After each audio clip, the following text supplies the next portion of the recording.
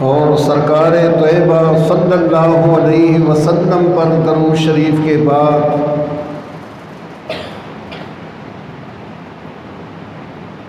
آج کا یہ جلسہ، یہ اجتماع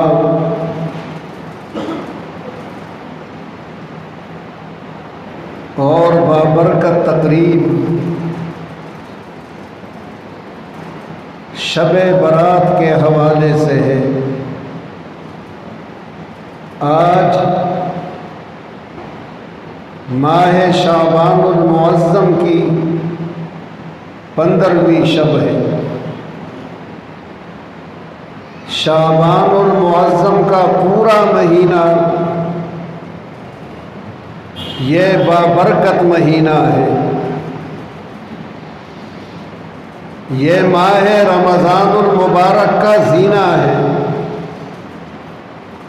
اس ماہ مبارکہ کے بعد جو مہینہ آ رہا ہے وہ اس سے بھی برکتوں والا، اور یہ مہینہ اس مہینے کا زینہ ہے، اس لیے یہ مہینہ بھی برکتوں والا ہے۔ نبی کریم صلی اللہ علیہ وسلم نے اپنے عمل سے یہ بتایا کہ ماہ شعبان المعظم عظمتوں والا مہینہ ہے۔ آپ ہر مہینے میں روزہ رکھتے تھے۔ 13 تاریخ کو، 14 کو، 15 کو، ہر مہینے کے ان 3 تاریخوں میں آپ کا روزہ ہوتا تھا۔ پیر کا روزہ رکھتے، جمعرات کا روزہ رکھتے، باقی مہینوں میں آپ کا معمول 13، 14، 15 اور جمعرات پیر کا معمول تھا، مگر یہ مہینہ اس اعلیٰ ترین عبادت روزے میں گزرتا تھا۔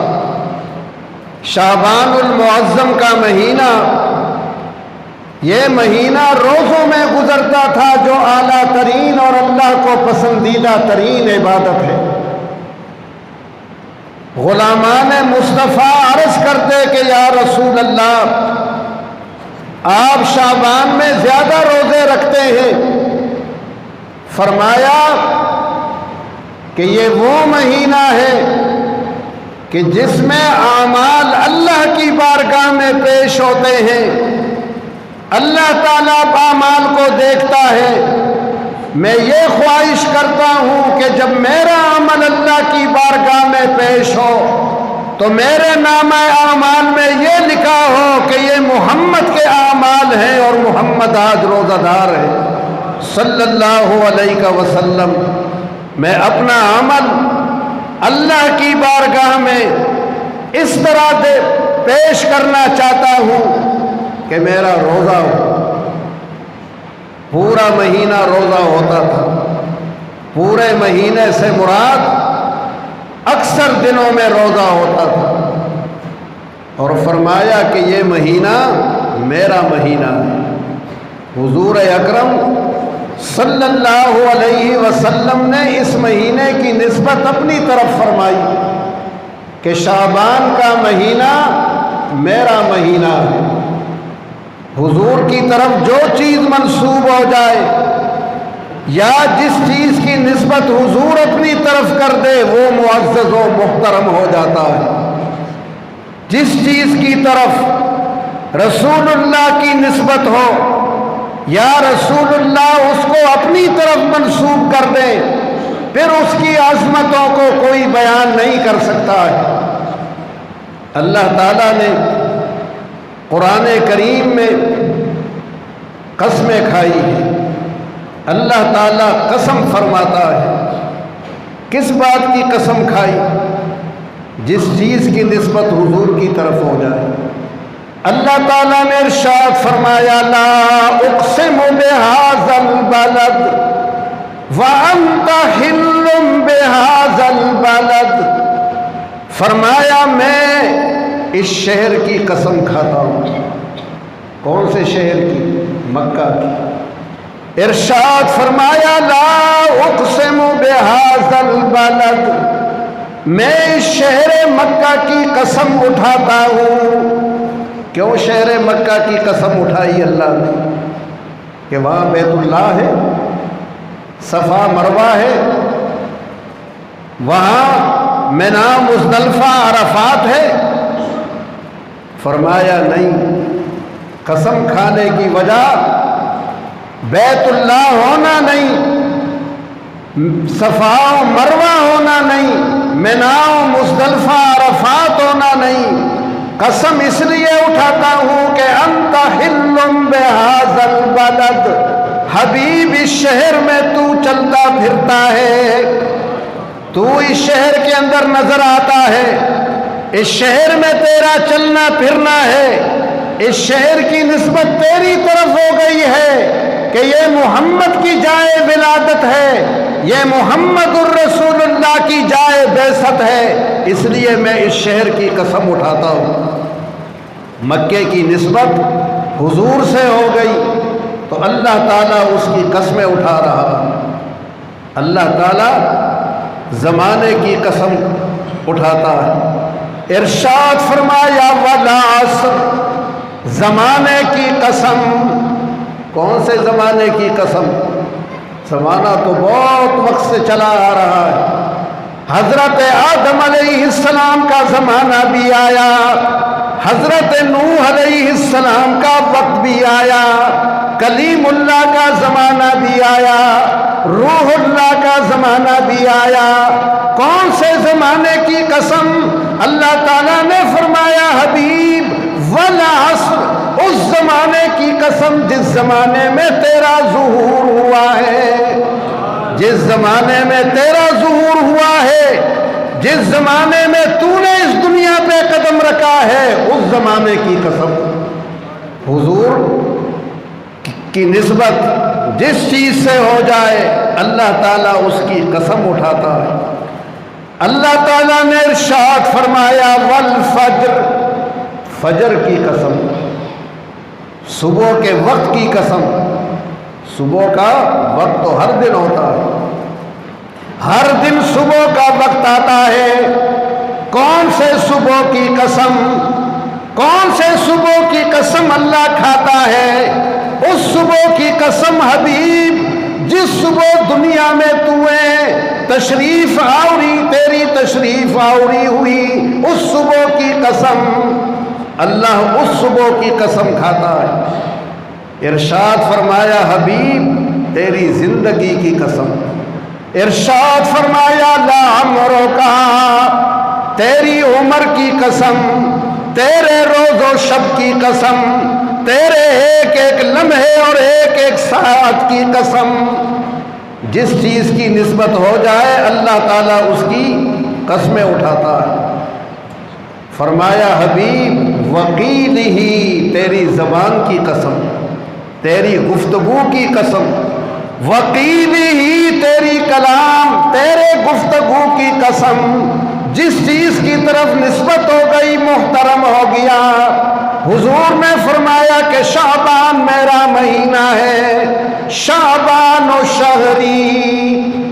حضور نے اپنی طرف اس کی نسبت کی، اور جب اپنی طرف نسبت کی تو پھر اس کی عظمتوں کو کون بیان کر سکتا ہے، کون جان سکتا ہے؟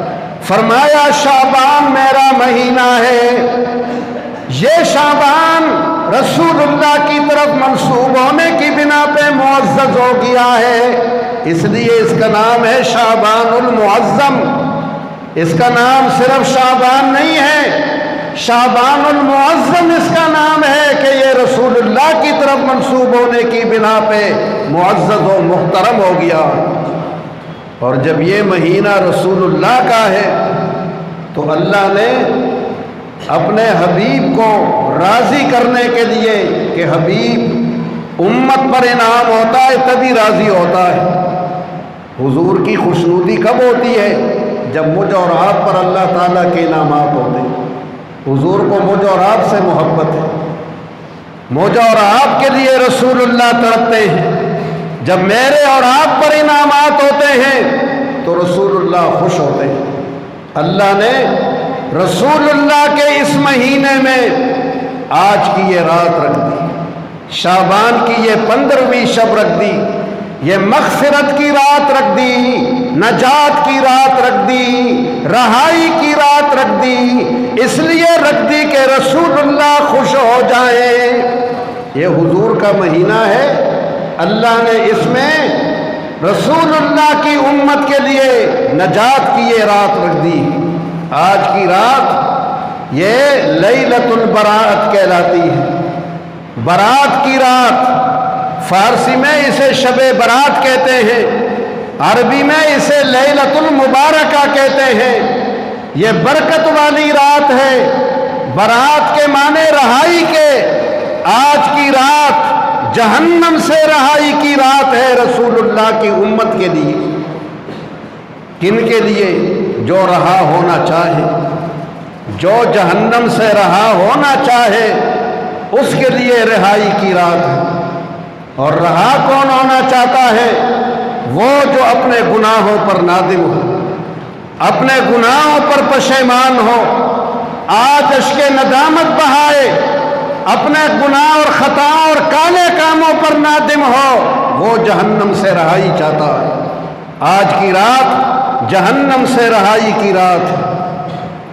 نبی کریم صلی اللہ علیہ وسلم نے فرمایا، حضرت علی رضی اللہ تعالی عنہ اس حدیث کے راوی ہیں، حضرت علی فرماتے ہیں کہ حضور نے فرمایا کہ جب شعبان کی 15ویں شب آتی ہے، اذا کانت لیلۃ النصف من شعبان، شعبان کی 15ویں شب آتی ہے، جیسے ہی سورج غروب ہوتا ہے، جیسے ہی مغرب کا وقت ہوتا ہے، اللہ تعالیٰ پہلے آسمان پہ آ جاتا ہے۔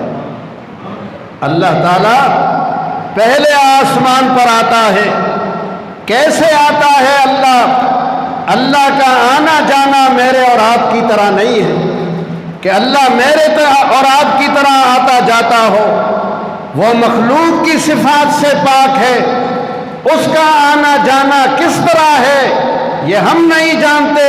ہم صرف ایمان رکھیں گے کہ وہ آتا ہے، اور آتا کس طرح ہے؟ اس طرح آتا ہے جو اس کے شان کے لائق ہے، جیسا اس کے شان کے لائق ہے، اپنی شان کے مطابق وہ آتا ہے۔ پہلے آسمان پر کب آتا ہے؟ اس رات مغرب ہوتے ہی، سورج غروب ہوتے ہی، فرمایا اللہ تعالیٰ پہلے آسمان پہ آتا ہے۔ اس رات سورج غروب ہوتے ہی پہلے آسمان پہ آتا ہے، اور باقی راتوں میں بھی اللہ پہلے آسمان پہ آتا ہے۔ مگر کب آتا ہے؟ جب رات کے 2 حصے گزر جاتے ہیں اور رات کا ایک حصہ رہ جاتا ہے، جب آخری وقت ہوتا ہے، مخلوق نیند کے آغوش میں ہوتی ہے، غفلت میں ہوتی ہے، اس وقت اللہ پہلے آسمان پہ آتا ہے، اور پہلے آسمان سے اعلانات ہوتے ہیں، پہلے آسمان سے اعلانات کیے جاتے ہیں۔ اللہ تعالیٰ پہلے آسمان پہ آ کے فرماتا ہے، الا من مسترزق فارزقه، الا من مستغفر فاغفره، الا من مبتل فاعافی، الا من کذا الا من کذا حتی یطلع الفجر۔ فرمایا اعلان ہوتے ہیں، اعلان ابھی ہو رہے ہیں، وہ سنتے ہیں جن کو اللہ کان دیتا ہے، جس کو اس نے کان بخشے ہیں وہ ان اعلانات کو سنتا ہے۔ ہم اور آپ نہیں سن پاتے کہ ہمیں وہ کان ہی حاصل نہیں ہے۔ اللہ تعالیٰ فرماتا ہے، آپ بیٹھ جاؤ، بعد میں لگانا ہے تب بیٹھو، لوگوں کی توجہ خراب نہیں کرتے۔ اللہ تعالیٰ فرماتا ہے، الا من مستغفر فاغفر له، ہے کوئی معافی مانگنے والا، ہے کوئی اشک ندامت بہانے والا، ہے کوئی اپنی خطاؤں پر پشیمان ہونے والا؟ قسمت والے نکلتے ہیں اس رات کو، قسمت والے آتے ہیں، وہ نادم ہوتے ہیں، پشیمان ہوتے ہیں اپنی خطاؤں پہ۔ اللہ تعالیٰ فرماتا ہے الا من مستغفر فاغفر لہ، ہے کوئی پشیمان ہونے والا میری نافرمانی کر کے، میرے حکموں کو توڑ کے، میرے احکام کی خلاف ورزی کر کے، ہے کوئی پشیمان ہونے والا، اشک ندامت بہانے والا؟ میں معاف کرنے کو تیار ہوں۔ ہم اور آپ ہیں تیار معافی کے لیے؟ اللہ تو تیار ہے معافی کے لیے، ہم اور آپ تیار ہیں؟ ہم اور آپ تیار نہیں ہیں۔ ہم زبان سے توبہ کہتے ہیں، دل میں گناہوں کی لذت ہی رہتی ہے، گناہ کی لذت دل سے نہیں جاتی۔ اللہ تعالیٰ معاف کرنے کو تیار ہے۔ ایف والو آپ تیار ہو جائیں، عہد کریں پروردگار سے کہ جو کچھ ہم نے نافرمانی کی اس پر نادم ہیں، اس پر پشیمان ہیں، اس پر آنسو بہا رہے ہیں، اس پر بہت شرمندہ ہیں کہ کیوں تیری نافرمانی کی، کیوں تیرے احکام کی تعمیل نہیں کی، نمازیں نہیں پڑھی، روزے نہیں رکھے، سچ نہیں بولا، عہد کی خلاف ورزی نہیں کی، دھوکہ کیا، فراڈ کیا، لوگوں کے اموال لوٹے۔ ہم تیار نہیں ہیں توبے کے لیے، اللہ تیار ہے معاف کرنے کے لیے۔ اللہ تعالیٰ فرماتا ہے میرے بندے تیرے گناہ زمین سے لے کے آسمان تک آ جائیں، زمین کو تیرے گناہ بھر دیں، پاکستان کی زمین نہیں، پوری دنیا کی زمین تیرے گناہ بھر دے، تیرے گناہ زمین سے فضا میں اور فضا سے آسمانوں تک آ جائے، اور پھر تو شرمندہ ہو تو میں معاف کرنے کو تیار ہوں، میں معافی کے لیے تیار ہوں۔ ان ربک واسع المغفرہ، تیرا رب بڑی کشادہ بخشش والا ہے، اس کی بخشش میں تنگیاں نہیں ہے، تنگی ہمارے اندر ہے۔ معافی مانگنے کے لیے ہم تیار نہیں ہیں، دنیا اور گناہوں کے چسکے چھوڑنے کو ہم تیار نہیں ہیں، جو چسکے ہمیں گناہوں اور برائیوں کے پڑ گئے ہیں اسے ہم چھوڑنے کے لیے کہاں تیار ہیں۔ فرمایا نبی کریم علیہ السلام نے کہ اللہ تعالیٰ پہلے آسمان پر طلوع مغرب سورج غروب ہوتے ہی تشریف لاتا ہے اور فرماتا ہے الا من مستغفر فاغفر لہ، ہے کوئی معافی مانگنے والا کہ میں معاف کر دوں؟ کون ہے معافی مانگنے والا؟ کس کی طلب سچی ہے؟ کس کا عزم پکا ہے؟ کون پکے عزم سے توبہ کرتا ہے؟ آج توبہ کر لو۔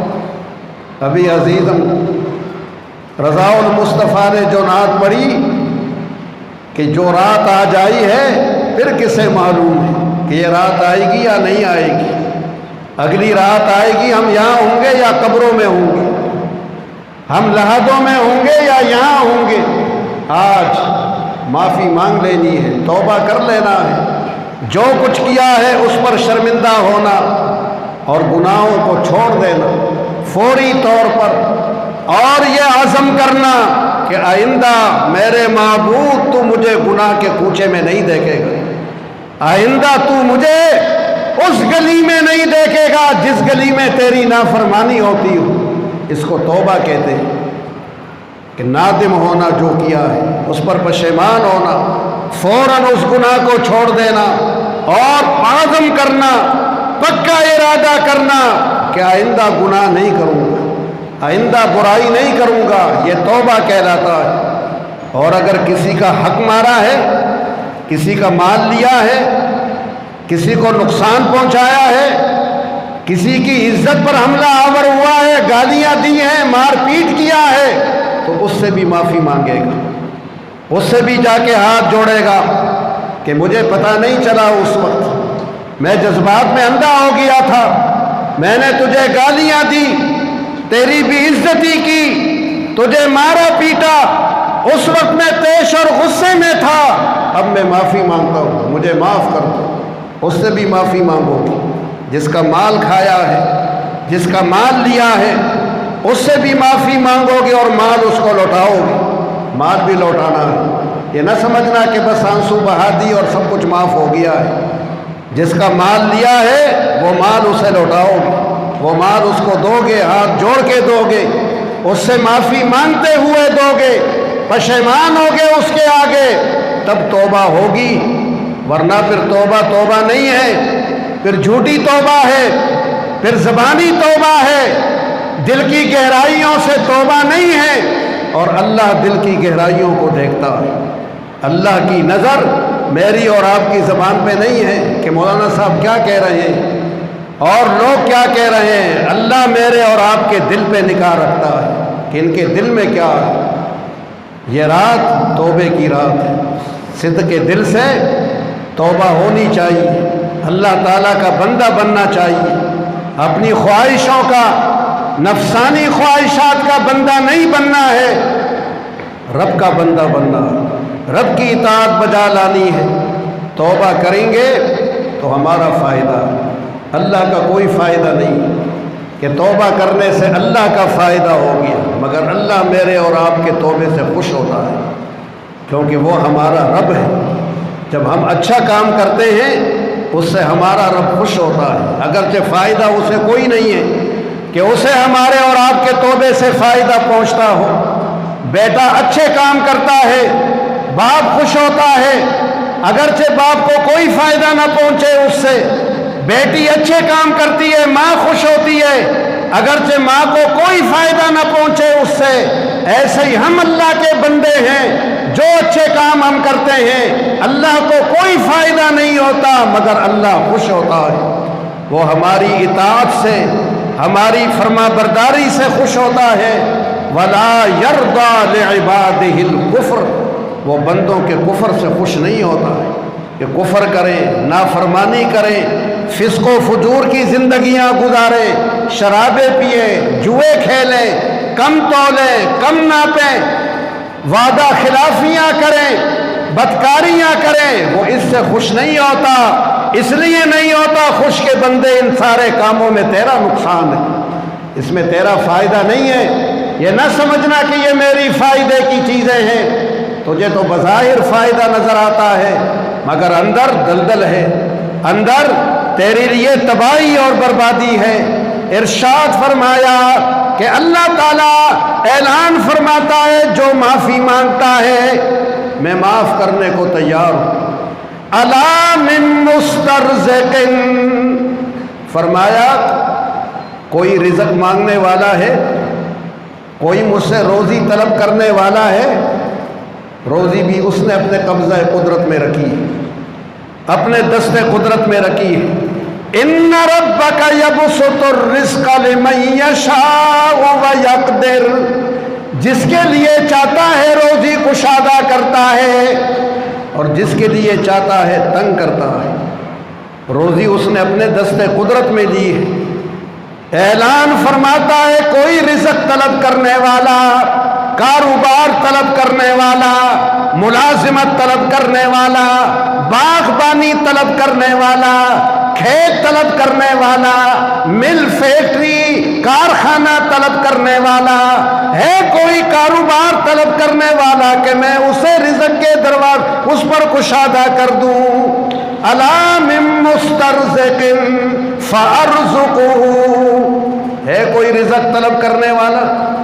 ابھی ہم نے جو نمازیں پڑھی ہیں یہ رزق کے لیے پڑھی ہے، ایمان کے لیے نماز نہیں پڑھتے کہ ایمان میں اضافہ ہو، اچھے اعمال میں اضافہ ہو، ہماری سچائیوں میں اضافہ ہو، ہمارے پاکیزہ اعمال میں اضافہ ہو۔ اس کی فکر نہیں ہے مجھے اور آپ کو، روزی کی فکر ہے کہ روزی میں اضافہ ہو، نوٹ زیادہ آئے، پیسہ زیادہ آئے، تو اگر نوٹ چاہیے تو وہ بھی اللہ سے مانگو آج کی رات۔ حلال کے نوٹ مانگنا، حرام کے نہیں، ناجائز نہیں، گندگی والے نوٹ نہیں، حلال کے نوٹ، طیب اور پاکیزہ روزی اللہ سے طلب کرنا۔ فرمایا الا من مسترزق فارزقه، ہے کوئی رزق طلب کرنے والا میں اس کو روزی دے دوں۔ کوئی ملازمت چاہتا ہے تو آج اس سے طلب کرے، حلال کی ملازمت، ناجائز ملازمت نہیں، اللہ سے نہیں مانگنا ہے۔ اللہ پاک ہے، پاکیزہ ہے، اور وہ پاکیزگی کو پسند کرتا ہے، وہ نجاست کو، غلاظت کو پسند نہیں کرتا۔ حرام کی روزیاں نجاست ہے، غلاظت ہے، وہ روزی نہیں ہے حقیقت میں۔ فرمایا کوئی مجھ سے روزی مانگنے والا الا بمبتل فاوافی، ہے کوئی بیمار، امراض میں مبتلا، طرح طرح کی بیماریوں میں مبتلا، طرح طرح کی پریشانیوں میں مبتلا، ہے مجھ سے شفا طلب کرنے والا، ہے مجھ سے عافیت طلب کرنے والا، شفا طلب کرے، عافیت طلب کرے، اس کو میں شفا دے دوں، اس کو میں عافیت دے دوں۔ الا من کذا الا من کذا، فرمایا ساری رات اعلانات ہوتے ہیں حتی یطلع الفجر، یہاں تک کہ فجر طلوع ہو جاتا ہے، مؤذن فجر کی اذان دیتا ہے اور یہ جلوے ختم ہو جاتے ہیں، یہ جلوے فجر تک رہتے ہیں۔ حضور نے فرمایا کہ اس رات اللہ تعالیٰ ان تمام لوگوں کو لکھتا ہے جنہیں دنیا میں آنا ہوتا ہے، جن بچوں نے، جن بچیوں نے، جن لڑکوں نے اور لڑکیوں نے دنیا میں آنا ہے، ان کے نام فرشتوں کے حوالے کر دیے جاتے ہیں کہ جا کے رحم میں لڑکا بناؤ، جا کے ماں کے رحم میں لڑکی بناؤ۔ یہ رحم میں لڑکا لڑکی فرشتے بناتے ہیں، یہ خود بخود نہیں بنتے۔ جب نطفہ حمل میں آتا ہے، فرشتہ اسے ہاتھ میں لیتا ہے، ہاتھ میں، ہتھیلی میں، اور فرماتا ہے یا اللہ اس کو کیسے بناؤں، کیا عمر ہو اس کی؟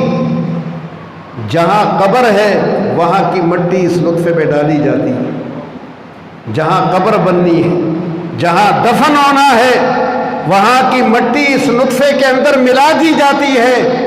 اس لیے آدمی پیدا کہیں ہوتا ہے اور مرتا کہیں اور ہے، پیدائش کہیں، قبر کہیں اور اس کی۔ یہ فرشتہ رحم میں بچہ بناتا ہے۔ اس رات اللہ تعالیٰ لسٹیں دے دیتا ہے کہ فلاں فلاں گھرانوں میں، فلاں فلاں گھروں میں، فلاں فلاں لوگوں میں لڑکے کی پیدائش ہوگی، فلاں لڑکی کی پیدائش ہوگی۔ فرمایا کل مولود یولد من بنی آدم، انسانوں میں، حیوانوں میں نہیں، جانوروں میں نہیں، انسانوں میں۔ فرمایا کل مولود یولد من بنی آدم یکتب فی ہذہ السنہ، ایک شعبان سے لے کے، آج کی رات سے لے کے اگلے شعبان تک زندہ رہے، اللہ تعالیٰ دیکھنا نصیب کرے گا، اور موت آ جائے تو اللہ ایمان کے ساتھ اٹھائے یہاں سے۔ اس شعبان سے لے کے اگلے شعبان تک، یہ 1442 کا شعبان ہے، یہ نصف شعبان 1442 کا ہے، اگلا شعبان 1443 کا۔ 1442 سے لے کر 1443 تک اس شعبان کی نصف شب سے 1443 کے شعبان کے نصف شب تک تمام پیدا ہونے والے بچوں کی لسٹیں فرشتوں کے حوالے کر دی جاتی، مردوں کی لسٹیں بھی دے دی جاتی، جنہیں مرنا ہے، جنہیں دنیا چھوڑنا ہے، جن کی عمریں پوری ہو چکی، وہ تفصیلات بھی ملک الموت کے حوالے کر دی جاتی ہے۔ اس شعبان سے لے کر آج ہم اور آپ زندہ ہیں، اگلا شعبان آئے گا 1443 کا، پھر کون زندہ ہے ان میں سے، ہم اور آپ میں سے کون یہاں ہوگا اور کون نہیں ہوگا، یہ فیصلہ آج ہو رہا ہے۔ اس لیے اس رات میں جاگنا ہے، اور جاگنا کس کے لیے ہے؟ جاگنا برائے جاگنا نہیں ہے، جاگنے کو کارآمد بنانا ہے، اللہ کو یاد کرنا ہے، اس کا ذکر کرنا ہے، اپنی موت کو یاد رکھنا ہے کہ کہیں ہمارا نام تو نہیں آ گیا ہے ان میں، ہم تو ان میں نہیں ہیں کہیں۔ نبی کریم علیہ السلام نے فرمایا کہ آدمی نکاح کر رہا ہے، حال میں شادی کی بڑی تقریب ہو رہی ہے، دھولہا بنا ہوا ہے، فرمایا لوگ کہتے دھولہا ہے اور فرشتے کہتے مردہ ہے، اس کا نام مردوں میں لکھا جا چکا ہے۔ ہم اور آپ اس کا نکاح پڑھاتے ہیں، نکاح کی تقریب میں شریک ہوتے ہیں کہ آج برات ہے اور آج ولیمہ ہے، اس کا ولیمہ اور برات ہوتا ہے اور اللہ کے یہاں اس کے لیے موت مقرر ہو چکی ہوتی ہے، وہ مردوں میں ہوتا ہے۔ فرمایا بہت سے لوگ مکانات بناتے ہیں، عمارتیں بناتے ہیں کہ یہ کام آئے گا، کرایہ آئے گا، تجارت ہوگی، مال بہت بڑھے گا۔ فرمایا وہ مکان بنا رہا ہے اور اس کا نام مردوں کے فہرست میں آ چکا ہے، مردوں کی فہرست میں نام لکھ دیا گیا ہے، تو لگا ہوا مارکیٹیں بنا رہا ہے، پلازے بنا رہا ہے، بڑی بڑی اونچی اونچی عمارتیں بنا رہا ہے۔ پتہ نہیں کہ یہ سال اس کی زندگی کا آخری سال ہے، وہ اپنی مارکیٹیں نہیں دیکھ پائے گا، وہ اپنے پلازے اور اپنی عمارتیں نہیں دیکھ پائے گا۔ فرمایا نبی کریم علیہ السلام نے کہ اس رات ان تمام لوگوں کو لکھ دیا جاتا ہے جنہوں نے اس شعبان سے لے کے اگلے شعبان تک پیدا ہونا ہے، اور جنہوں نے اس شعبان کی 15ویں شب سے اگلے شعبان کی 15ویں شب تک موت کا پیالہ پینا ہے، ان کو بھی لکھ دیا جاتا ہے، مردے لکھ دیے جاتے ہیں۔ اس لیے اپنی موت کو بھی یاد رکھنا ہے، کہیں مردوں میں تو شمار نہیں ہو گئے ہم تو لگے ہوئے ہیں دنیا میں کہ دولت بڑھائیں، پیسہ بڑھائیں، مکان بڑھائیں، عمارتیں بڑھائیں، اور نام مردوں میں لکھا ہوا۔ کیا کریں گے اس کو بڑھا کے، کیا کریں گے اس کے ساتھ؟ اس لیے اس دنیا کو فانی سمجھنا ہے، اس پہ بھروسہ نہیں رکھنا ہے کہ ہم یہاں بھروسہ کریں کہ ہم 80 سال 90 سال 100 سال جئیں گے، یہاں پل کی خبر نہیں ہے۔ یہاں جو سانس باہر نکل جائے پھر امید نہیں کہ اندر آ جائے، جو اندر آ جائے اس کی امید نہیں کہ باہر نکل جائے۔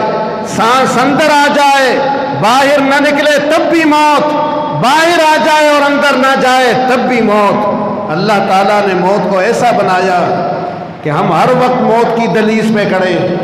سانس باہر آ گیا، اب اندر سانس ہم نہیں لے پا رہے ہیں، اندر سانس نہیں جا رہا ہے تو کیا واقع ہوگی؟ موت۔ اندر سانس لے لیا، اب سانس باہر نہیں آ رہا ہے تو کیا واقع ہوگی؟ موت۔ ہم ہر وقت موت کی دہلیز پہ کھڑے ہیں لیکن موت سے بے خبر ہیں، موت سے غافل ہیں، موت یاد ہی نہیں رہتا کہ موت یاد آ جائے۔ فرمایا کہ جو رزق طلب کرتا ہے، بیماری سے شفا طلب کرتا ہے، وہ مجھ سے طلب کرے۔ اس رات تمام تفصیلات طے ہو جاتی ہیں، مردوں کی بھی زندوں کی بھی۔ حضور نے فرمایا قوموا لیلہا، کہ شعبان کی 15ویں شب کو اللہ کو یاد کر لینا، جتنی تمہاری توفیق ہو، جتنا تم اللہ کو یاد کر سکتے ہو۔ وصوموا نہارہا، اور اگر ہمت ہو تو دن کا روزہ بھی رکھ لینا۔ یہ لازم روزے نہیں ہیں، یہ نفلی روزے ہیں۔ لازم روزہ رمضان شریف کا ہے، وہ لازمی اور ضروری روزہ ہے۔ فرمایا ہمت ہو تو روزہ رکھنا، رات میں قیام کرنا، کم از کم کچھ نہ کچھ تو اللہ کا ذکر ہو جائے۔ یہ راتیں اسی لیے رکھی گئی۔ فرمایا کہ اس رات اللہ تعالیٰ اتنی تعداد میں گناہوں کو معاف کرتا ہے جتنی تعداد میں کلب قبیلہ کے بکریوں کے جسموں پہ بال ہیں۔ عرب میں قبیلہ کلب تھا، ان کی بکریوں پر بہت زیادہ بال تھے۔ فرمایا جتنے بال ان بکریوں کے جسموں پر ہیں اتنی تعداد میں اللہ گناہوں کو معاف کرتا ہے۔ ہمارے گناہوں کا بھی کوئی حساب نہیں ہے، ہمارے بھی کربوں گناہ ہیں، سینکڑوں نہیں، ہزاروں نہیں، لاکھوں نہیں، اربوں نہیں، کھربوں اور پتنوں گناہ ہمارے۔ حضور نے فرمایا کہ بنو کلب کی بکریوں کے جسموں پر جتنے بال ہیں اتنی تعداد میں گناہ معاف ہوتے ہیں۔ گناہوں کے تعداد کا اندازہ لگاؤ کتنے گناہ ہیں، لیکن مشرک کی مغفرت نہیں ہوتی۔ فرمایا یہ رات ان کی بخشش کی نہیں ہے، مشرک کی مغفرت نہیں ہوگی، قاتل کی مغفرت نہیں ہے، جو قتل کرتا ہے، جو چغلیاں کرتا ہے، جو شرابیں پیتا ہے، جو بدکاری کرتا ہے، ان کی مغفرت نہیں جب تک توبہ نہ کر لے صدق دل سے، شرک سے تائب ہو جائے تو اب بخشش ہوگی۔ شرک کر رہا ہے تو بخشش نہیں، قتل کرتا ہے تو بخشش نہیں ہے آج کی رات، اس کو توبے کی توفیق ہی نہیں ہوگی کہ وہ توبہ کر سکے، اس کو اللہ کے ذکر کی توفیق ہی نہیں ملے گی جب تک توبہ نہ کر لے قاتل، اس وقت تک معافی نہیں ہوگی۔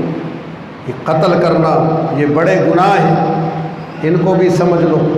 نبی کریم علیہ السلام نے بہت زیادہ ناگواری کا، ناراضگی کا اظہار فرمایا ہے قتل۔ کون سا قتل؟ جو غلطی سے ہو جائے۔ ایک قتل خطا ہے، غلطی سے قتل ہو جانا، اور ایک قتل عمد ہے، جان بوجھ کر نشانہ لے کے کسی کو مارنا، یہ قتل عمد کہلاتا ہے۔ ایک قتل خطا ہے، نبی کریم قتل خطا سے انتہائی رنجیدہ ہوتے تھے، قتل عمد کا تو کوئی حساب ہی نہیں ہے، وہ تو اللہ کے عرش کو ہلا دیتا ہے۔ حضور کے بہت لاڈلی صحابی، بہت پیار حضور ان سے کرتے تھے، اسامہ ان کا نام تھا۔ یہ حضرت زید کے بیٹے تھے۔ زید ان کو حضور نے اپنا بیٹا بنایا تھا، متبنہ بنایا تھا۔ ماں باپ سے یہ بچھڑ گئے تھے، اور انہیں کسی نے فروخت کر دیا تھا غلام بنا کے۔ اس زمانے میں انسانوں کو غلام بناتے اور فروخت کرتے تھے، اور اس زمانے میں اغوا کر کے قیمت وصول کرتے ہیں۔ یہ نہ سمجھنا کہ یہ پڑھے لکھوں کا زمانہ ہے، یہ نہ سمجھنا کہ یہ تہذیب والوں کا زمانہ ہے، یہ بھی جاہلیت کا زمانہ ہے۔ اس جاہلیت سے بڑھ کر جاہلیت پائی جاتی ہے۔ اس زمانے میں غلاموں کو، لڑکوں کو، لڑکیوں کو، عورتوں کو، مردوں کو غلام بنا کر بیچتے تھے۔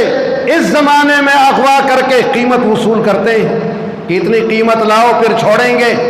تو آپ کا معاشرہ پڑھے لکھوں کا ہے، تعلیم یافتہ لوگوں کا ہے؟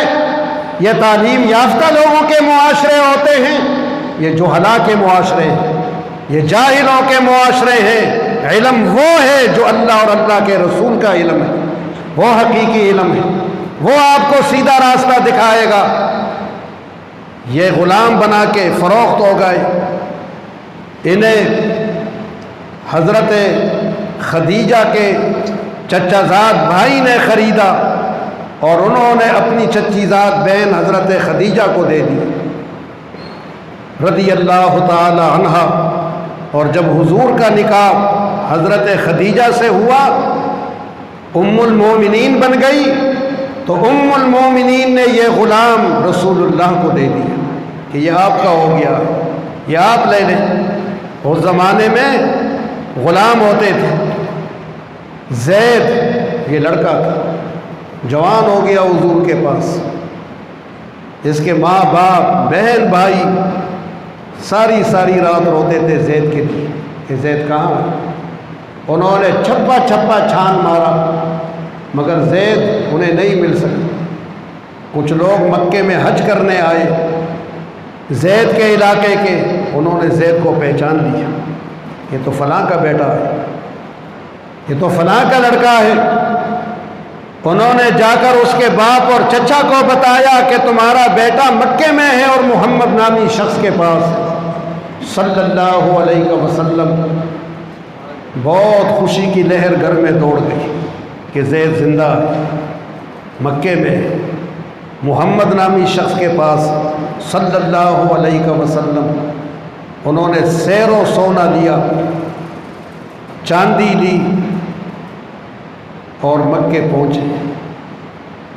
نبی کریم سے آ کر ملے اس کا باپ، اس کا چچا، اور کہا کہ زید جو آپ کا غلام ہے وہ میرا بیٹا ہے، اور ہم بہت بے قرار ہیں ان کے لیے۔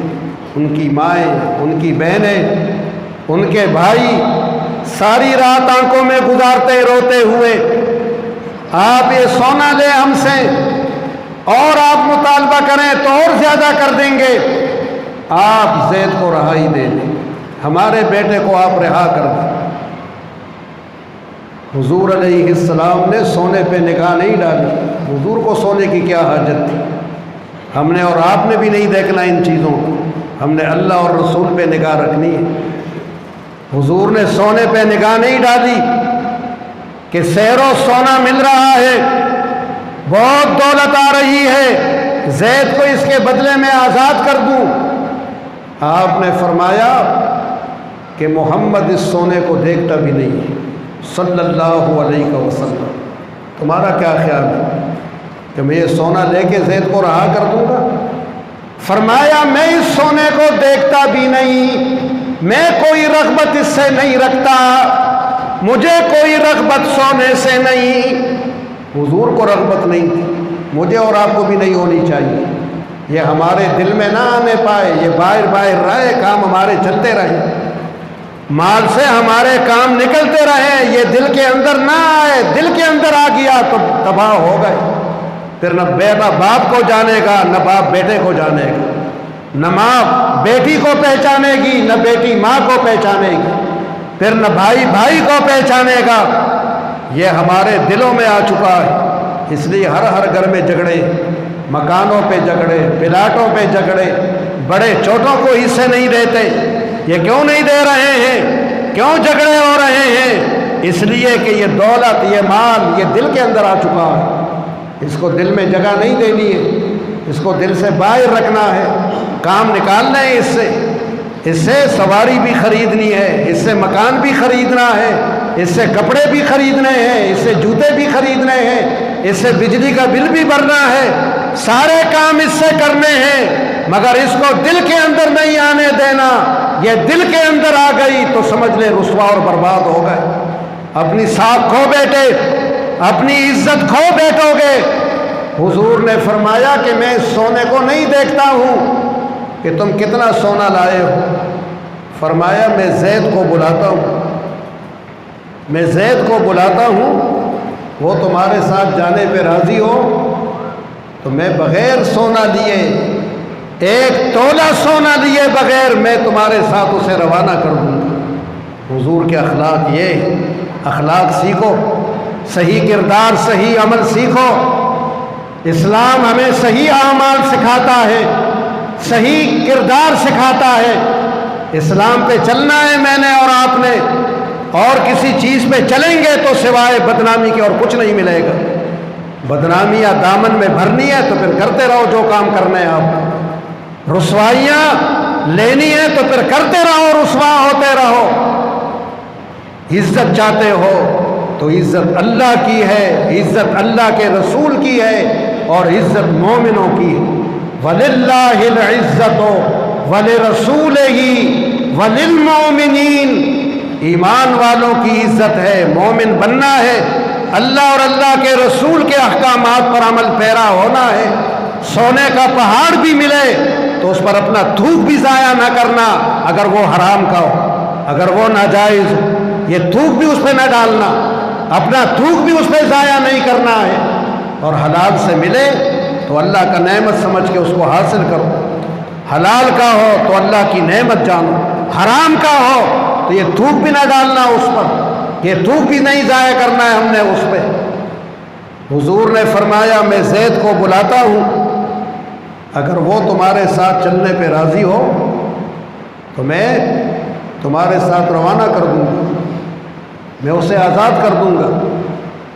زید کو بلایا، زید جب آئے اور اپنے باپ کو دیکھا، چچا کو دیکھا، چچا اور باپ بیٹے سے اور بیٹا باپ اور چچا سے لپٹ گئے، بہت دیر تک روتے رہے۔ یہ خوشی کے آنسو تھے، یہ خوشی کا رونا تھا کہ باپ کو بیٹا مل گیا تھا، چچا کو بھتیجا مل گیا تھا، بیٹے کو باپ مل گیا تھا، بیٹے کو چچا مل گیا تھا، یہ خوشی کا رونا تھا۔ بہت دیر تک روتے رہے۔ جب افاقہ ہوا تو حضور نے زید کو فرمایا کہ زید یہ کون ہے جن سے تو لپٹ کے رو رہا ہے؟ وہ تجھ سے لپٹ کے رو رہے ہیں، یہ کون ہے؟ جانتا ہے ان کو؟ زید نے کہا کہ یا رسول اللہ، یہ ایک میرا باپ ہے اور ایک میرا چچا ہے۔ حضور نے فرمایا کہ تیرا باپ ہے؟ کہا کہ ہاں۔ فرمایا تیرا چچا ہے؟ تصدیق لی پہلے کہ زید تصدیق کر لیں، زید مان لیں۔ کہا کہ ہاں یا رسول میرا چچا ہے۔ آپ نے فرمایا یہ تمہیں لینے آئے ہیں، میں تمہیں اجازت دیتا ہوں ان کے ساتھ جانے کا، چلے جاؤ، تم آزاد۔ اس کا باپ چچا یہ دیکھ کے دنگ رہ گئے کہ محمد اتنے بڑے دل کا آدمی ہے صلی اللہ علیہ وسلم کہ میں ہمارے بیٹے کو بغیر قیمت کے آزاد کر رہا ہے۔ ایسے بڑے دل کا بننا ہے فالو آپ نے، بڑے دل والوں کی باتیں سن رہے ہو تو پھر بڑے دل والا بننا ہے، پھر دل کو چھوٹا نہیں رکھنا ہے۔ رسول اللہ کی باتیں سنتے ہو، ان کی زندگی اور ان کا طرز عمل دیکھتے ہو تو بہت بڑے دل والے تھے۔ امتوں کو کیا ہونا چاہیے کہ امتی چھوٹے دل کے ہو، پائی پائی پہ لڑے، پیسے پیسے پہ ایک دوسرے کو چاقو نکالیں۔ آپ نے بھی دل بڑا کرنا ہے۔ ایف والوں کو، سی والوں کو، یہاں جتنے لوگ جمع ہیں اس اجتماع میں، رسول اللہ کے نقش قدم پہ چلنا ہے۔ ہمارے آگے نمونہ رسول اللہ ہے، ہمارے آگے روشنی وہی ہے، اور سب تاریکیاں ہیں ہمارے آگے، وہ روشنی ہے ہمارے آگے، ان کے علاوہ ہر طرف تاریکی ہے ہمارے لیے۔ ہم انہی سے روشنی پاتے ہیں، ہم انہی کو دیکھتے ہیں، انہی کے راستے پر چلنے کی کوشش کرتے ہیں۔ باپ دادا دونوں دنگ رہ گئے کہ محمد اتنے بڑے دل والے صلی اللہ علیہ وسلم۔ یہ اس وقت کی بات ہے کہ حضور نے بھی نبوت کا اعلان نہیں کیا تھا، ابھی اظہار نبوت نہیں کیا تھا، یہ اس وقت کی بات ہے۔ وہ دنگ رہ گئے کہ معاشرے میں ایسے لوگ بھی پائے جاتے ہیں، ایسے دل والے لوگ بھی موجود ہیں۔ حضور نے فرمایا جاؤ، چلے جاؤ ان کے ساتھ، اپنا سامان باندھ لو، اپنے کپڑے اکٹھے کر لو، جو تمہاری چیزیں ہیں وہ جمع کرو، تمہارا باپ دادا، تمہارے باپ چچا آئے ہیں، ان کے ساتھ چلے جاؤ۔ زید نے باپ چچا کو دیکھا، آنکھوں میں آنسو آئے، پھر رسول اللہ کو دیکھا اور رسول اللہ سے لپٹ گئے، حضور سے آ کے لپٹ گئے اور کہا کہ میں اپنے باپ اور چچا کے ساتھ نہیں جاؤں گا، میں آپ ہی کے ساتھ رہوں گا، میں آپ کے پاس رہوں گا۔ حضور نے جو محبت دی تھی، حضور نے جو شفقت دی تھی، زید کو وہ شفقت باپ نے نہیں دی تھی، زید کو وہ شفقت ماں نے نہیں دی تھی۔ اگر ماں وہ شفقت دیتی، باپ وہ شفقت دیتا تو زید اپنے باپ اور گھر کا انتخاب کرتا، مگر رسول اللہ نے جو محبت دی، جو شفقت دی، زید نے کہا کہ میں نے ایسا شفیق، میں نے ایسا مہربان، میں نے ایسی محبت والی ہستی نہیں دیکھی، میں آپ ہی کے ساتھ رہوں گا، میں نہیں جاؤں گا۔ حضور علیہ السلام ایسے ہیں محبت والے، امتیوں سے ایسی محبت کرتے ہیں، اور میں اور آپ رسول اللہ کی امت کو کاٹتے پھرتے ہیں، ہم چرا گھومتے ہیں رسول اللہ کی امت میں، دو پیسے کے لیے کاٹتے پھرتے ہیں ایک دوسرے کو۔ رسول اللہ ہم سے خوش ہیں؟ رسول اللہ کو خوش کرنا ہے یا ناراض رکھنا ہے؟ رسول اللہ خوش ہوں گے تو اللہ خوش ہوگا، سبز گنبد والا خوش ہوگا تو نیلی چھت والا بھی خوش ہوگا۔ حضور نے فرمایا زید کو کہ چلے جاؤ، کیوں نہیں جاتے ہو؟ کہا آپ جیسا شفیق میں نے نہیں دیکھا۔ حضور جس طرح اپنی حیات میں ہم پر شفیق تھے، اس طرح اب بھی مہربان ہیں، اب بھی ایسے ہی ہم پر شفقت کرتے ہیں۔ یہ خیال نہ کرنا کہ حضور کی شفقت ہم پہ نہیں ہے، لیکن ہمارا لگاؤ نہیں ہے وہاں، ہم نے وہاں سے منہ پھیرا ہوا ہے، ہمارا منہ اور طرف ہو گیا ہے۔ رسول اللہ ہماری طرف ہی متوجہ ہے، ان کی شفقت میں کوئی کمی نہیں ہے۔ بالمؤمنین رؤوف الرحیم، وہ ایمان والوں پر بے حد مہربان، بے حد شفیق ہے۔ مگر ایمان والے وہ منہ رسول اللہ سے پھیرے ہوئے ہیں، ہمارا منہ پھرا ہوا ہے، ہمارا منہ صرف پیسے کی طرف ہے، دولت کی طرف ہے، مال کی طرف ہے، جھوٹی عزتوں کی طرف ہے، جھوٹے منصبوں کی طرف ہے، جھوٹے عہدوں کی طرف ہے۔ ہمارا منہ ان چیزوں کی طرف لگا ہوا کہ جھوٹا منصب مل جائے، جھوٹا عہدہ مل جائے، مال مل جائے، دولت مل جائے، پلاٹ مل جائے، مکان مل جائے، ادھر ہاتھ ماروں قبضہ کروں، ادھر قبضے کروں۔ رسول اللہ کی شفقت میں کمی نہیں، میری اور آپ کی محبت میں کمی ہے۔ میں اور آپ ناقص ہیں، میں اور آپ ٹھیک نہیں ہیں۔ حضرت نے کہا کہ میں رسول اللہ کے ساتھ ہی رہوں گا، میں ادھر ہی رہوں گا۔ میں نے جو شفقت اور محبت یہاں پائی کہیں نہیں دیکھی۔ باپ بھی بہت خوش ہو گیا یہ سن کے، چچا بھی بہت خوش ہو گیا، یہ تو بڑے شریف آدمی کے پاس میرا بیٹا ہے، بہت معزز ہستی کے پاس میرا بیٹا ہے، بہت عزت والے کے پاس میرا بیٹا رہتا ہے۔ باپ نے کہا زید اگر تو یہاں رہنے پر خوش ہے تو ہم بھی خوش ہیں، کیونکہ تو بڑے شریف آدمی کے پاس رہ رہا ہے، تیری رہائش بڑے عزت والے کے پاس۔ باپ چچا انکار کر دیا۔ حضور نے لوگوں کو جمع کیا، مکہ کے لوگوں کو اعلان فرما دیا کہ آ جاؤ مسجد حرام میں۔ اب حضور کو اعلان کرنا تھا، یہ اعلان سب کے سامنے کرنا تھا۔ نبی کریم علیہ السلام نے مکہ کے لوگوں کو جمع کیا اور فرمایا مکہ کے لوگوں، آج تک زید میرا غلام تھا اور آج کے بعد زید میرا غلام نہیں، میرا بیٹا ہے، میں نے اس کو اپنا بیٹا بنا لیا ہے، یہ میرا بیٹا ہے، اب یہ غلام نہیں ہے میرا۔ ہر آدمی کو معلوم ہونا چاہیے اب اسے محمد کا غلام نہیں کہے گا، اب اسے محمد کا بیٹا کہے گا، اب کہے گا زید ابن محمد، کہ زید محمد کا بیٹا ہے۔ فرمایا میں نے اسے اپنا بیٹا بنا لیا ہے۔ یہ متبنہ کہلاتے ہیں، کسی کو بیٹا بنا دینا یہ متبنہ کہلاتا ہے۔ حضور نے انہیں متبنہ بنایا، یہ حضور کے بیٹے تھے، حضور نے پھر ان کا نکاح کرایا، ان سے لڑکا پیدا ہوا۔ جو بات آپ کو بتا رہا تھا وہ یہ، بیٹے کا نام تھا اسامہ۔ حضور کو بڑی محبت تھی اسامہ سے۔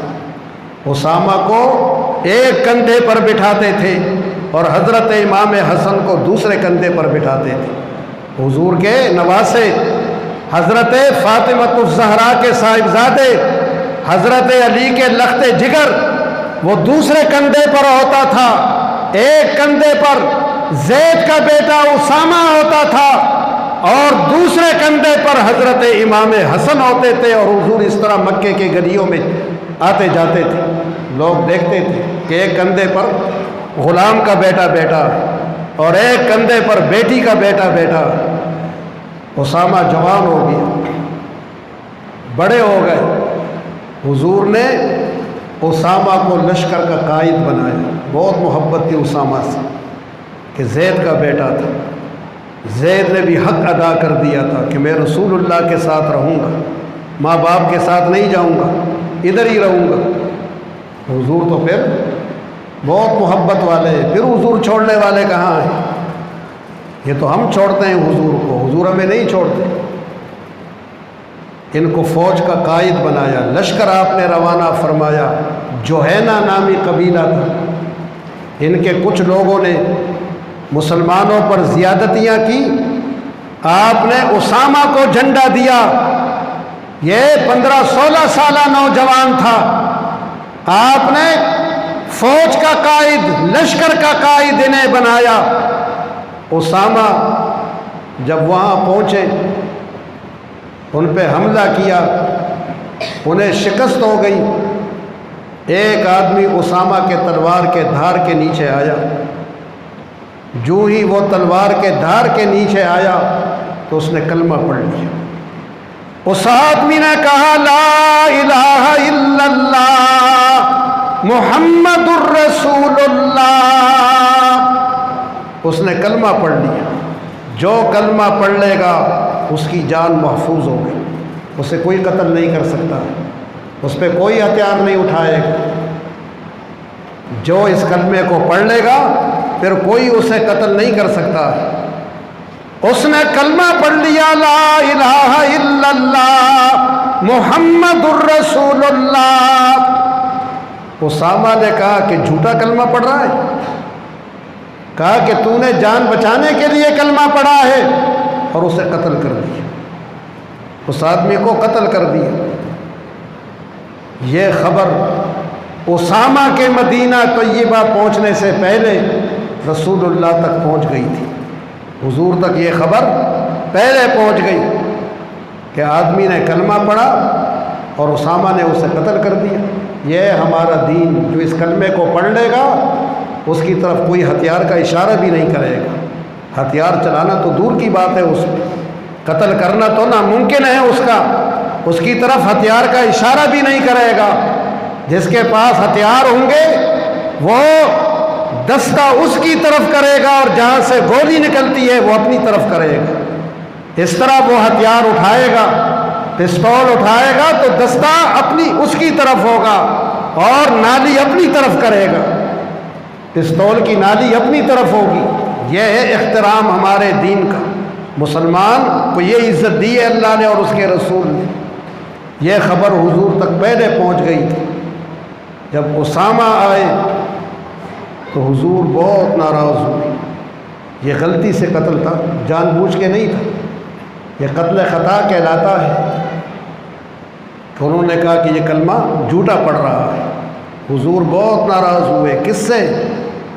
اپنے اس لاڈلے سے، اس سے بے پناہ لاڈ کرتے تھے، بے پناہ محبت کرتے تھے، بے حد ناراض ہوئے۔ اور آپ نے فرمایا اسامہ یہ تو نے کیا کیا؟ تو نے مسلمان کو قتل کر دیا۔ اسامہ نے کہا یا رسول اللہ، اس نے کلمہ جھوٹا پڑھا تھا، جان بچانے کے لیے اس نے کلمہ پڑھا۔ حضور اور ناراض ہو گئے۔ فرمایا حل شققت قلبہ، تو نے اس کے دل کو چیرا، تو نے اس کے دل کو کھولا کہ اس نے جھوٹا کلمہ پڑھا ہے؟ تجھے کہاں سے پتا چلا کہ اس نے کلمہ جھوٹا پڑھا ہے؟ تو کس طرح یہ فتویٰ لگاتا ہے کہ اس نے جھوٹا کلمہ پڑھا؟ حضور شدید ناراض ہو گئے اس قتل خطا پر۔ جب قتل خطا پر حضور اتنے ناراض ہیں تو پھر ہمارے اس ملک کے اندر جو بوری بند لاشیں نکلتی ہیں، مدارس کو، مساجد کو، اسپتالوں کو، دواخانوں کو نشانہ بنا کر وہاں مارا جاتا ہے، نمازیوں کو، علماء کو، طلباء کو، ڈاکٹروں کو، وکیلوں کو، اس پر رسول اللہ خوش ہیں؟ اس پر حضور خوش ہوں گے؟ کتنا ناراض کر رہے ہیں حضور کو، کتنا رنج دے رہے ہیں رسول اللہ کو۔ یہ تو قتل خطا پہ حضور ناراض اتنے ہیں، یہ تو قتل عمد کرتے ہیں۔ مساجد پر حملہ آور ہونا، وہاں فائرنگ کرنا، مساجد پہ، مدارس پہ، اسپتالوں پہ، مزدوروں پہ، وکیلوں پر، ججوں پر، ان پر فائرنگ کرنا، یہ قتل عمد ہے۔ اس سے حضور خوش ہوں گے؟ اس رات بخشش نہیں ہوتی ایسے لوگوں کی۔ اس لیے آپ کو واقعہ میں نے سنایا یہ کہ قتل سے اپنے آپ کو بچانا، ان لوگوں کے ساتھ نہ دینا جو آپ کو قتل پر آمادہ کریں، آپ کے ہاتھ میں ہتھیار دیں۔ آپ نے ان کی طرف نہیں جانا ہے، آپ نے امن کی طرف آنا ہے، آپ نے سکون کی طرف آنا ہے۔ اپنے آپ کو اور اپنے دین کو پہچانو۔ وہ اس جو قاتل ہے اس کی بخشش نہیں ہے، اس لیے قاتل توبہ کرے اور جن کو قتل کیا ہے ان سے معافی مانگے اور انہیں دیت ادا کرے، خون بہا ادا کرے، تب یہ چیزیں معاف ہوتی ہیں۔ خون بہا 20 لاکھ روپے ہیں، کسی آدمی کی جان لے گا تو 20 لاکھ روپے اسے ادا کرے گا اس کے وارثوں کو۔ انسانی جان کی قیمت 1000 2000 نہیں ہے، ایک پستول کی گولی نہیں ہے، 20 لاکھ روپے، 20 لاکھ روپے ادا کرنے پڑتے ہیں خون بہا میں۔ ان باتوں کو سمجھو، یہ دین کی باتیں ہیں۔ ہم نے انسانی جان کی کوئی حیثیت ہی نہیں رکھی ہے۔ آج کی رات ان کی بخشش نہیں ہے۔ اللہ کی رحمت اعلان کر رہی ہے کہ معافی مانگو، اور جو اب بھی قتل پر آمادہ ہے، اب بھی اشک ندامت اس کے نہیں بہتے، تو ان کے لیے معافی نہیں ہے۔ یہ معافی زناکار کے لیے بھی نہیں ہے، جو بدکار ہے، جو بدکاریاں کرتا ہے، اس کے لیے بھی یہ معافی نہیں ہے جب تک توبہ نہ کر لے صدق دل سے۔ یہ معافی چغل خور کے لیے بھی نہیں ہے۔ ایک غیبت ہے اور ایک چغلی ہے۔ غیبت کہتے ہیں کسی کے پیٹھ پیچھے برائی کرنا، تاکہ جو برائی سنے وہ اس سے، جس کی برائی کی جا رہی ہے، اس سے متنفر ہو جائے، اس کی نفرت دل میں پیدا ہو جائے۔ غیبت کرنے والی کی نیت یہ ہوتی ہے کہ یہ برائی اس کے آگے کروں گا مولانا صاحب کی، تو مولانا صاحب کی نفرت اس کے دل میں پیدا ہو جائے گی۔ یہ غیبت کہلاتا ہے، نفرت پیدا ہو جائے۔ میرے سامنے برائی کرے رضا المصطفیٰ کی، تو میرے دل میں ان کی نفرت پیدا ہو جائے گی۔ یہ غیبت اس لیے ہوتی ہے، جو یہ کام کرتا ہے، غیبتیں کرتا ہے اور نفرتیں پیدا کرتا ہے، آج کی رات ان کے لیے بھی نہیں ہے کہ ان کے لیے مغفرت، وہ غیبت سے توبہ کرے گا، تائب ہوگا، اور جن جن کی غیبتیں کی ہیں ان لوگوں کے پاس جا کے کہے گا کہ میں نے وہ غیبتیں غلط کی تھی۔ وہ آدمی ایسا نہیں ہے، اس کے اندر وہ خرابیاں نہیں ہیں جو خرابیاں میں تمہیں بیان کرتا رہا ہوں، جو برائیاں میں نے تم سے ان کی ہے، ان کے اندر وہ خرابیاں نہیں ہیں۔ یہ میں نے جو کچھ تم کو کہا، یہ میں نے غلط کہا تھا۔ یہ ہمت ہے کسی میں، یہ جرت ہے کسی میں جو جا کے بتا دے ان کو؟ پھر توبہ کیسے ہوگا؟ یہ جرت پیدا کرنی ہوگی توبے کے لیے۔ توبہ کوئی آسان تھوڑی ہے کہ توبہ آسان ہو، یہ ہمت پیدا کرنی ہوگی۔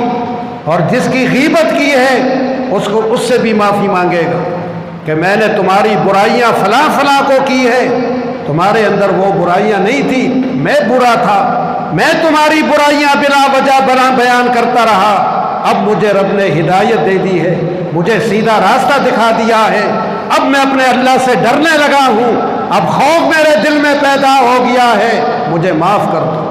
جس کی غیبت کی اس سے بھی معافی مانگے گا، اور جن جن لوگوں کو غیبتیں کی ہیں ان سے بھی جا کے بتائے گا کہ وہ غیبتیں میں نے غلط کی تھی۔ یہ اتنا بڑا حوصلہ چاہیے توبے کے لیے، یہ دل چاہیے۔ اے فالو، یہ دل آپ نے پیدا کرنا ہے اپنا، غیبتوں سے باز آنا ہے، اور جن کی غیبتیں کی آج یہ رسوائی قبول کر لو، جا کے بتا دو ان کو کہ ہم نے تم سے غلط باتیں کی تھی۔ آج کی رسوائی ہو جائے گی، کچھ وقت کے لیے ہوگی، اور اس کے بدلے میں ہمیشہ کی عزت ملے گی۔ ہمیشہ کی عزت درکار ہے تو چند دنوں کی یہ رسوائی پھر برداشت کر لینا۔ جو چغلی کرتا ہے اس کی بھی اس رات بخشش نہیں ہے جب تک چغلی سے توبہ نہ کر لے۔ چغلی کسے کہتے ہیں؟ چغلی کہتے ہیں دو آدمیوں کے درمیان آنا جانا کرنا اور ان کی ایک دوسرے سے برائی بیان کرنا۔ ان کی برائی مجھ سے بیان کی، میری برائی ان سے بیان کی، یہ چغلی کہلاتا ہے۔ یہ کس لیے ہوتا ہے کہ یہ دونوں لڑ پڑیں۔ چغلی ہوتی ہے لڑانے کے لیے، غیبت ہوتی ہے رسوا کرنے کے لیے، چغلی ہے لڑانے کے لیے کہ میرے سامنے آ کر ان کی برائیاں کی اور ان کے سامنے جا کر میری برائیاں کی اور کہا کہ مولانا صاحب تجھے یہ کہتے ہیں، میرے پاس آ کے کہا کہ رضا تیرے بارے میں یہ کہتا ہے۔ اب یہ مجھ سے لڑے گا اور میں اس سے لڑوں گا۔ لڑائی چغلی ہوتی ہے لڑائی ڈالنے کے لیے، دو آدمیوں کے دلوں کو ایک دوسرے سے دور کرنے کے لیے۔ اس کی بھی بخشش نہیں ہے اس رات، اس لیے چغلیوں کو چھوڑنا ہے۔ دو آدمیوں کے درمیان لڑائیاں نہیں ڈالنی ہے، دو آدمیوں کے درمیان صلح پیدا کرنی ہے۔ اگر اس نے برائی بھی کی ہے تب بھی دوسرے سے جا کر کہے کہ وہ تو تیری اچھائی بیان کر رہا ہے، وہ تو تجھے اچھا جانتا ہے۔ صلح والی باتیں کرنی ہے، لڑائیوں والی باتیں نہیں کرنی ہے۔ جو لڑائیوں والی باتیں کرتا ہے اور لوگوں کے درمیان نفرت اور منافقت پیدا کرتا ہے، آج کی رات اس کے لیے بھی بخشش نہیں ہے۔ یہ اتنی عظیم رات اور یہ اس بخشش سے مستثنا ہے۔ ویل لکل ہمزہ لمزہ، فرمایا ہلاکت ہے، بربادی ہے، نجات نہیں ہے اس کے لیے۔ اس کے لیے لیلۃ البرات نہیں ہے آج، اس کے لیے شب برات نہیں ہے۔ شب برات کس کے لیے ہے؟ شب برات ان کے لیے جو ان برائیوں سے تائب ہو جائے، ان کے لیے تو ہلاکت ہے۔ ویل، ہلاکت ہے، برات نہیں ہے، ان کے لیے رہائی نہیں ہے، ان کے لیے نجات نہیں ہے آج کی رات، ان کے لیے ہلاکت ہے۔ ویل، ویل لکل ہمزہ لمزہ، ہر اس شخص کے لیے جو لوگوں کے عیوب ڈھونڈتا ہے، جو لوگوں کی برائیاں تلاش کرتا ہے کہ اس میں کیا کیا برائیاں ہیں، کیا کیا عیوب اس کے اندر ہیں، اور پھر جا کے بیان کرتا پھرتا ہے لوگوں میں، جو اس ٹھو میں لگا رہتا ہے کہ عیوب تلاش کروں، برائیاں تلاش کروں، اور پھر جا کے لوگوں کو بتاؤں۔ فرمایا ویل، ان کے لیے برات ہے یا ان کے لیے ویل ہے؟ ان کے لیے ویل ہے، ان کے لیے ہلاکت ہے، بربادی ہے۔ لمزہ، لمزہ چغلی کرنے والا، چغلی کرنے والے کے لیے ہلاکت ہے۔ آج رات توبہ کرنا ہے گناہوں سے، چغلیاں نہیں کرنی ہے، غیبتوں سے باز رہنا ہے، بدکاریاں چھوڑ دینی ہے، جو کیا اس پہ نادم، اب عہد کرے کہ اب نہیں ہوگی اور آئندہ بھی نہیں کروں گا۔ یہ توبہ کہلاتا ہے۔ توبہ کریں گے تو اللہ تعالیٰ کی آغوش رحمت ہمیں اپنے آغوش میں لینے کو تیار ہے، اور توبہ نہیں کریں گے تو پھر جیسی اور راتیں ہیں وہ رات بھی ایسے ہی ہے۔ اس رات میں مغرب کی نماز کے بعد آپ نے حافظ عبداللہ سے سنا کہ کوئی مقررہ عبادت نہیں ہے کہ اللہ تعالیٰ نے یا اس کے نبی نے اس رات میں ہمارے لیے کوئی عبادت مقرر کر دی ہو کہ اتنا قرآن پڑھنا، اتنی رکعت نماز پڑھنا، اتنی اس میں فلاں سورت پڑھنا۔ یہ نہیں، کوئی چیز نہیں ہے، یہ میرے اور آپ کے ثواب دید پر چھوڑ دیا گیا ہے۔ یہ عبادت ہمارے اور آپ کے ثواب دید پر ہے، چاہے تو نماز پڑھے، نوافل پڑھے، اس میں جتنی بار چاہے سورہ اخلاص پڑھے، کوئی بھی سورت پڑھے، قرآن کریم کی تلاوت کریں، استغفار پڑھیں، درود شریف پڑھیں، اللہ تعالیٰ کے پاکیزہ نام لیں، یہ ہمارے ثواب دید پر ہے۔ جس عبادت میں ہم کو لذت آئے وہ عبادت کرنی ہے اور نادم ہونا ہے۔ کوئی مخصوص عبادت اس رات کے لیے نہیں ہے کہ فلاں عبادت کرنی ہے اور فلاں نہیں کرنی ہے۔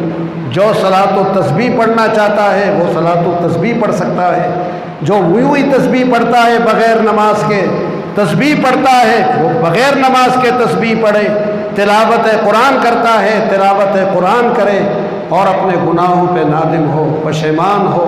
حضور نے فرمایا بہترین گناہ گار وہ ہے جو توبہ کرتا ہے، وہ بہترین گناہ گار جو توبہ کرتا ہے، اللہ تعالیٰ کی طرف رجوع ہوتا ہے، توبہ توڑ دے پھر توبہ کرے، پھر توڑ دے پھر توبہ کرے، پھر توڑ دے پھر توبہ کرے۔ اگر 100 بار بھی توبہ توڑے گا تب بھی اللہ کی بارگاہ میں نا امیدی نہیں ہے، تب بھی وہاں توبہ قبول ہے۔ اللہ تعالیٰ ان باتوں پر ہم سب کو عمل کی توفیق عطا فرمائے۔